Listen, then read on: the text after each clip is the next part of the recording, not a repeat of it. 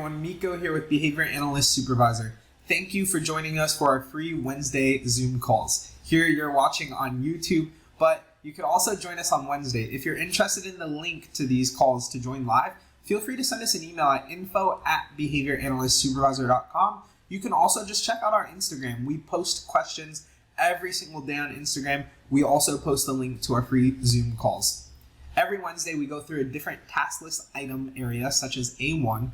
We'll talk a little bit about that task list item, and then we'll go through 3 mock exam questions relating to that task list area. We hope that this provides an opportunity for you to learn a little bit more about the task list and also dive deep into question dissection. We here at Behavior Analyst Supervisor really focus on providing explanations on why an answer is correct and why it's also incorrect. So we appreciate that you joined us. If you have any questions throughout the duration of this video, feel free to shoot us an email, hit that like and subscribe button for more information. Also, you can always leave a comment and we'll be sure to reach back out to you. Thanks again, and I'm Miko with Behavior Analyst Supervisor. You'll also be hearing from Amy and Kevin. Talk to you soon. Hey y'all, Miko here with Behavior Analyst Supervisor. Welcome to another free Wednesday Zoom. Today we're going to be talking through CMOs, what they are, when to use them, all of the different things.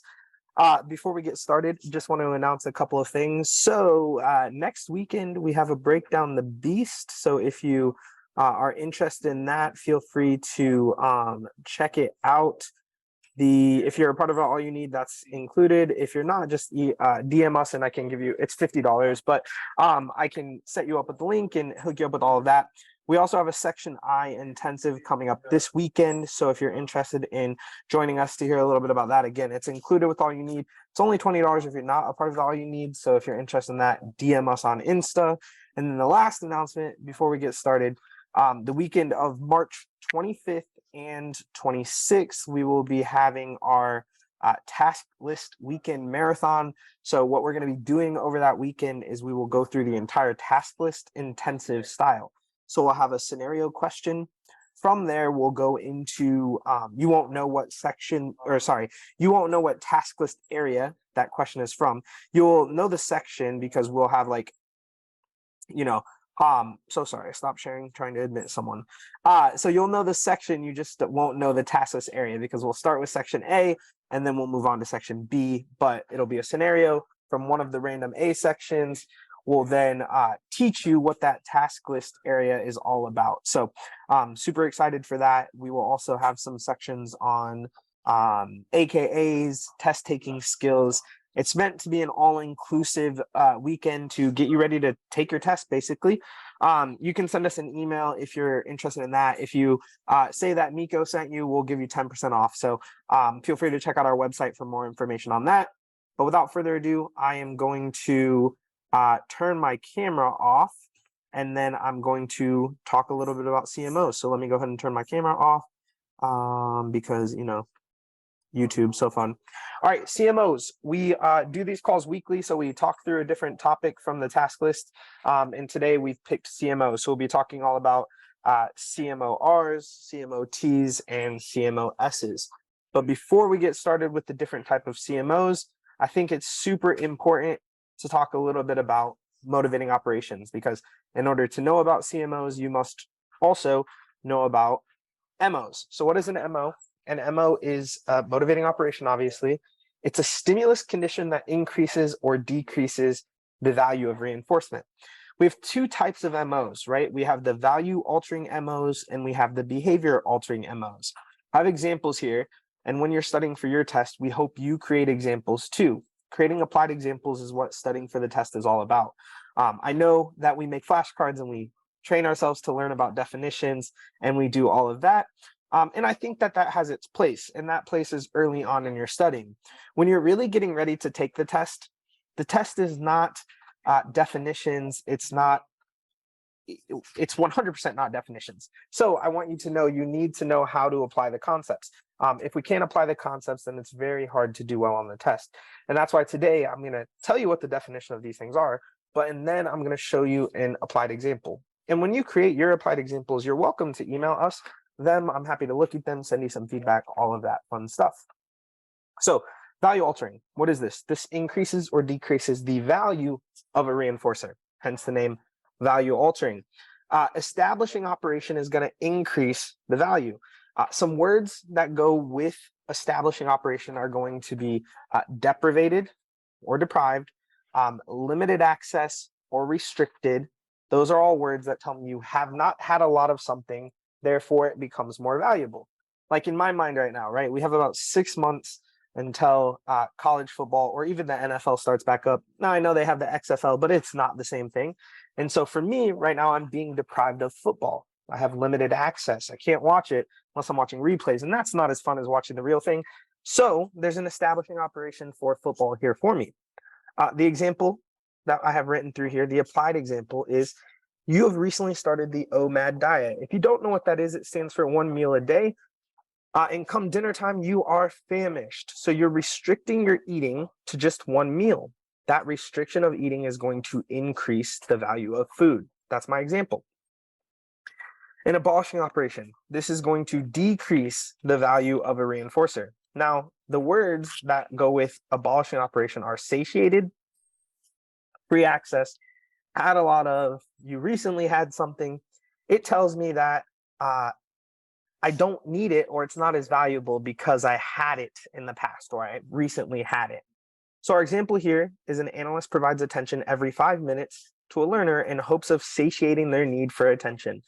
So as you can tell, this is another commonly used procedure here in behavior analysis. It is a NCR procedure.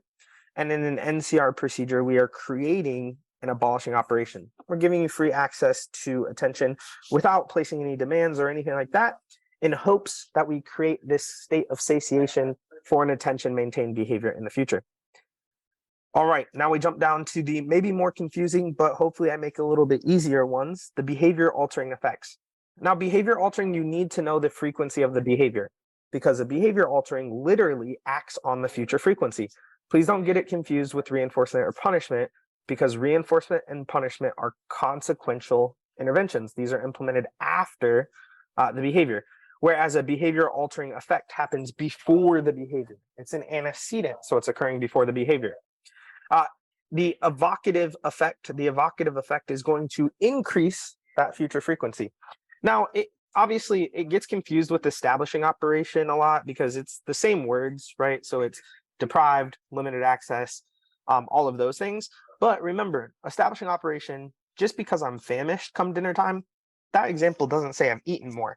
So I have no clue what the future frequency is. Therefore, I would not answer establishing operation. I would not answer evocative effect. Instead, I might answer establishing operation, which you should. Now, when we come down here to evocative effect, what this is, again, it's going to increase the future frequency of the behavior due to this motivating operation that's in place.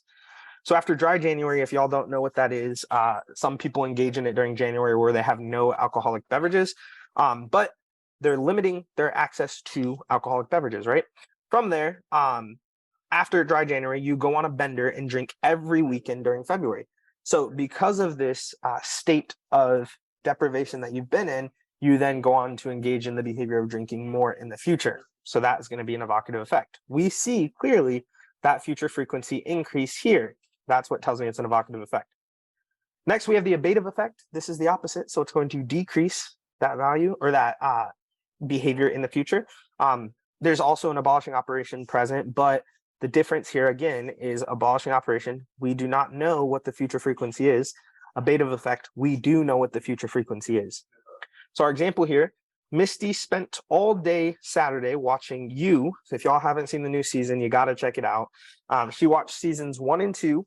When the new season arrived, she chose not to watch it. So she spent all day binging this show. And now when the new season is out, she does not watch it. So her watching behavior has increased. It says she didn't do it. That's clearly an abative effect.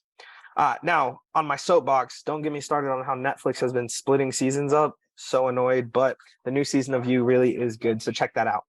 All right, any questions about these? Feel free to unmute yourself. I don't have my chat open. I will open the chat at the end, but if you have a question now, please unmute yourself.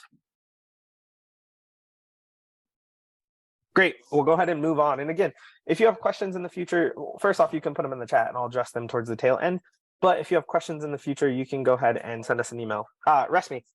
Yes, Mika. So I was wondering, does ST come first or comes after the MO?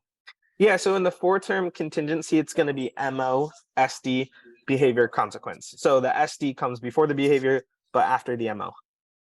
Okay, thank you so much. Yep, you're welcome. All right, so let's go ahead and move to the next one here. Now let's talk about CMOs.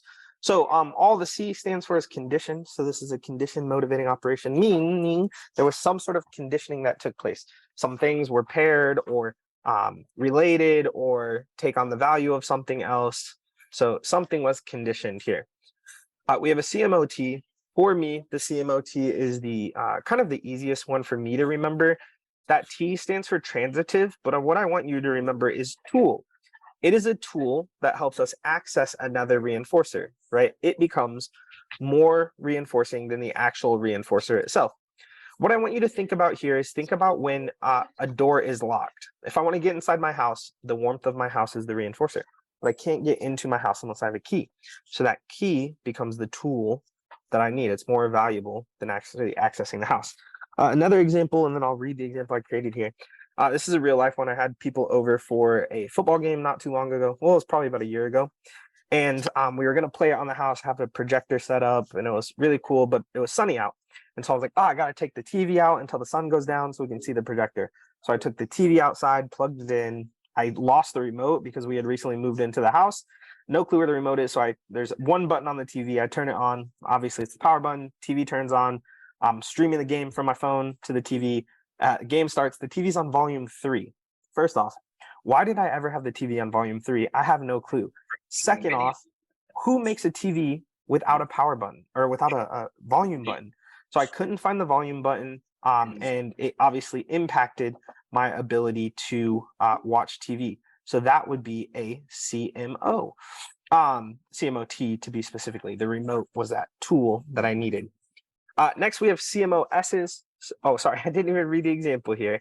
You were recently laid off from your job and are seeking new opportunities. You find that all job applications are currently online and you do not have a computer or a smartphone. So clearly, in this example, the reinforcement is going to be applying to the job or getting the job, but we can't access that reinforcer because we need a smartphone or a computer to apply online. So that's why the T is the smartphone or the computer. Next, we have CMOSs. Your grandma always gives you cookies. Oh, I should explain what it is first, shouldn't I? CMOS is surrogate. The way I remember this one is like a surrogate mother. They carry the baby for someone else. So this is like the through and through pairing one. Something has been paired with something else that then evokes that, makes the value of something more or less valuable. The Cooper book previously said these don't exist in real life, or they're more of like a clinical laboratory thing. So you're not likely to see these in real life a whole lot, but we do want to go ahead and go through an example of it. So here's my example. Your grandma always gives you cookies when you visit her house, and the house smells like vanilla. So here I have two things, right? Cookies, grandma, house, vanilla, whatever. Your friend's grandma makes cookies. So now you're at your friend's grandma's, not yours. Your friend's grandma makes cookies, but you don't find yourself hungry for them. So clearly it's not the cookie that's evoking, right? Your friend lights a vanilla scented candle and you immediately cave and eat the cookie. So that vanilla scent was paired with the cookie. Makes you hungry or makes you want to eat it, whatever, increases the value of the cookie. When you're at your friend's grandma's and there's no vanilla candle or vanilla scent, you don't crave the cookie. So as soon as that vanilla candle's lit, now you crave the cookie, you cave in and you eat it. And that is the definition or an example of a CMOS. Again, super hard to find in real life. And likely after you pass your test, you're not going to use this one a whole lot, but you know, it's important to know because it's on the task list. Next, we have a CMOR. CMOR stands for reflexive. What you're going to remember with CMORs is it is a warning. It's a warning. Now, to be super clear, and we posted a reel about this maybe on Friday of last week, but a lot of people are taught that a CMOR is a warning for conditions getting worse or worsening. Now that's true, but that is not only true. It's also a signal that conditions are getting better. The first line or the first couple paragraphs, first column in the Cooper book state that, it's that worsening. Then when you jump over to the second column, so if you were told only worsening, maybe that person didn't jump over to the second column. But the second column on that same page in the Cooper book talks about how it can be conditioned with the bettering, something that signals the bettering of conditions. So no, it is a warning, but it's a warning that things are getting better or they're getting worse. It could be either. So our example here, when cooking food, you decide to take a bath while the pot simmers. You hear your fire alarm and just know that you're going to have to order takeout. So that's signaling maybe that your day is getting better because you get takeout, but likely your day got worse, right? Your house is going to smell like smoke. Your food is burnt. You need to order takeout. Another example of bettering would be like Friday at 4:55. If I get off work at 5 o'clock, then 4:55 is a signal that my day is getting better. It's the weekend, y'all. But I worked this weekend, so I don't know. Is it really a CMOR? Maybe. But that's what it is. Signal things are getting better or worse. Let's go ahead and jump into some scenario questions. The first one, Marlon was prepping for his wedding day. He could not wait to walk down the aisle. His best friend came running into the room, frantically looking for the ring. The ring in this scenario is likely a CMOR, CMOS, CMOT, or UMO. Put your answer in the chat.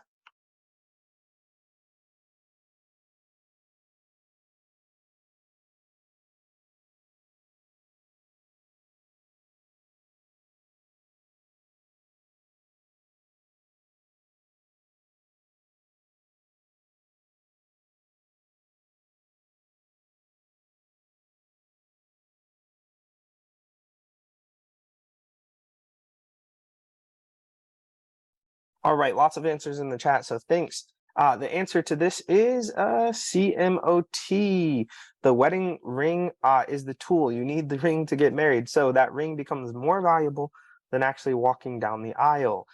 We couldn't find it. That's crazy. Now, if you said CMOR, I could see like maybe your friend is signaling that your day is about to get worse because you're going to get yelled at, but it's specifically asking what the ring is, and the ring is the tool you need to get married, right? So CMOR doesn't really work.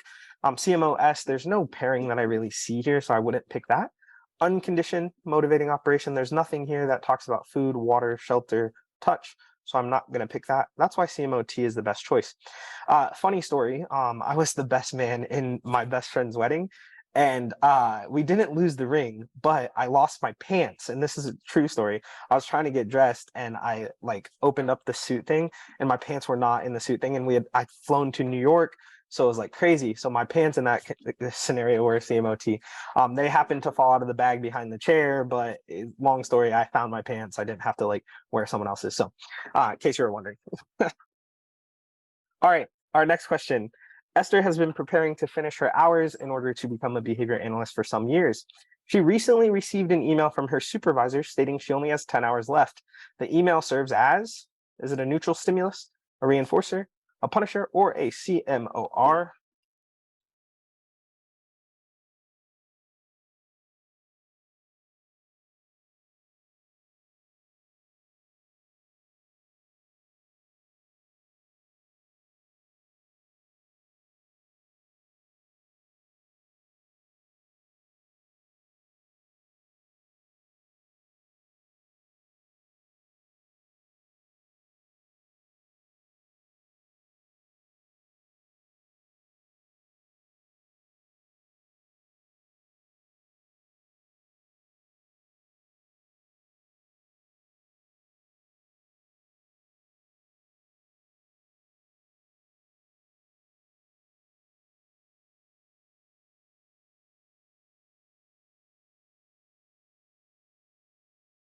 All right, the answer to this is a CMOR. So that email signals that, hey, she can test for her, she can sit for her test soon. So it's signaling maybe things are getting better, or for some of us, we get nervous when we test. So maybe things are getting worse.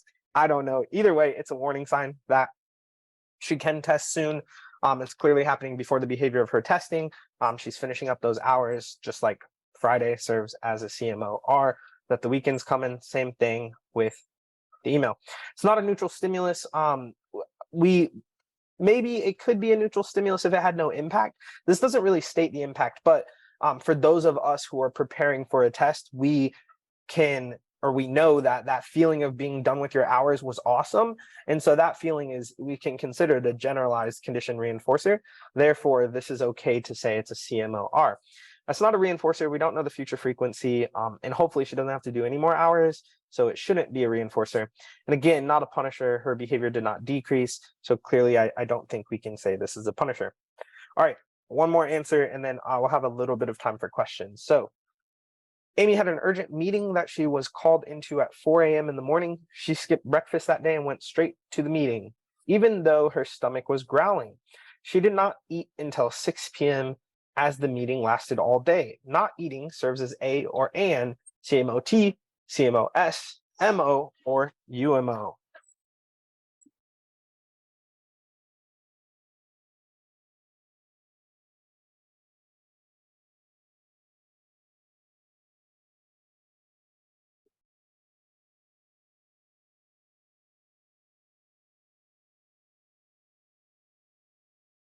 All right, thanks for throwing it in the chat. This is a trick question. We've been talking about CMOs the whole time, and I threw one in that is a UMO. So if I tricked you, I apologize, but you have to be ready for any question. That's an important piece of getting ready for the test, is to know where the question is coming from, but also to like take a step back and not get nearsighted. We want to have 180 view, right? We want to dial out 180 degrees, be able to check all around. So here, this is talking about food deprivation. Food deprivation is an MO, but specifically it's a UMO because you don't need to have food conditioned. It's automatically reinforcing. So if you see anything to deal with food, water, shelter, touch, anything like that, it's a UMO. So being deprived of food or not eating serves as a UMO. Again, it's a type of MO, but it's more specific. So D is the best answer. CMOT, there's no tool here, so that doesn't make sense. And there's also no pairing, so the S doesn't really make sense. Therefore, it would be a UMO. Now, if she needed her credit card to buy food, that could be the tool, the credit card itself, not eating though. So that is that answer. All right, let me go ahead and stop sharing, answer any questions that y'all have, put your names into the wheel of names, and give away a free mini mock. So I can turn my face back on. Let me just make sure I have, see if there's any major questions in the chat. Okay, sweet. Let me go ahead and there's a question in the chat and I will address it, but let me make sure all y'all's names are in the wheel and then go from there. Thanks for joining too, by the way. This might have been our biggest group yet, so I appreciate y'all. We do these every Wednesday. I do have a list of what we're going to be going over, so if you're interested in hearing what we're going over, just email me. If you're a part of our All You Need, that list is in the first section of your course under the Zoom links page. Everyone else, just email me if you want to know, and I'm happy to tell you. I can actually look in a minute and see what we're going over next week. So just give me a minute for all of that. Okay, I put 3 people's names on the same line, so I don't want to do that. And then, okay, cool. I have everyone's names in here. Let me look at what we're going over next week, and then I will tell y'all. Well, actually, I'll just share my screen so you guys can see. And then I will spin my wheel of names. So, hold on 2 seconds. Let me pull this up. Loading, loading, loading. If anyone has any questions specifically, I see the one in the chat and I will get to that, but if anyone has any other ones, you can feel free to unmute yourself and ask while I pull this document up. Sometimes my computer takes a minute. The person who just chatted, send me a DM on Instagram and I can hook you up with a 10% discount. So if you're interested in any of our materials because you came today, feel free to just send us an email or a DM and say, Nico said I can have a 10% discount. Say Kevin said it, actually. No, you guys can say I said it. That's totally fine. But yeah, that's totally okay. So just send us a DM and then we can help you out there. All right. So here is the list. Next week, the ins and outs of multiple baseline designs. The week after, unwanted effects of punishment. I'm really excited for the one on the 15th. I've been talking about doing this forever, so we're actually going to do it. It's called Rule Breakers.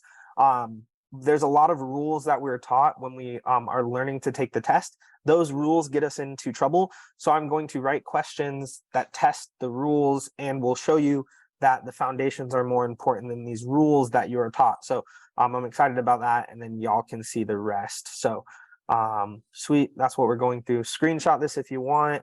I'll probably post it on Instagram. I will post it on Instagram so you have the list, and then we'll also post it on our website eventually. So all right, so the question: a newborn baby is crying in the hospital. The mom gives him a bottle. What does the bottle serve as? Nothing. We don't know if the baby stopped crying, but if it's a newborn baby, the bottle has not been conditioned. There's no pairing, there's nothing. So that bottle, as written, is simply a neutral stimulus. If you give the baby the bottle and it stops crying, then the crying behavior decrease. So it could be a punisher if we're looking at it that way. But if it specifically says newborn baby, stop crying, it's nothing, right? The newborn baby has no learning history. There can be no ontogeny. So it's nothingness. All right, the difference between value altering and behavior altering is that value altering changes the value, behavior altering physically impacts the future frequency. So 100% right there. All right, spinning the wheel. Our winner today is, hold on, it messed up, sorry. All right, going, is, I don't know if y'all can see, Miss Nancy is our winner. Miss Nancy is our winner. Miss Nancy, do you have are you still here? Yes. Do you have an account with us? You do, right? Yes. Oh, great. Let me just screenshot your name. I'm gonna take a picture of your name, and then I'll add it's gonna be a mini mock. We use it for tutoring. So I'll add that in your account. It'll be under tests, and then oh my goodness, your name just changed. Where to go? Thank you. Yeah, you're so welcome. Sweet. Everyone else, if you ever have questions, anything like that, you're interested in any of our products, feel free to check out our website. Feel free to DM us again for a 10% discount. I can hook y'all up with that. Hope this is helpful. I hope the way I explain things makes sense to y'all. Try to make it easy. I know that it's not always fun to learn clinical examples, but I will say the test is clinically focused, so you need to have those clinical applied examples as well as those real life ones. So try to make it fun, but also make sure you're going back to the roots of things, because that's what this test is. I appreciate y'all. And again, feel free to give me some feedback. Send me a message if y'all liked it. If you didn't like it, don't send me a message. I'm just kidding. I appreciate all feedback. So talk to you soon. Bye.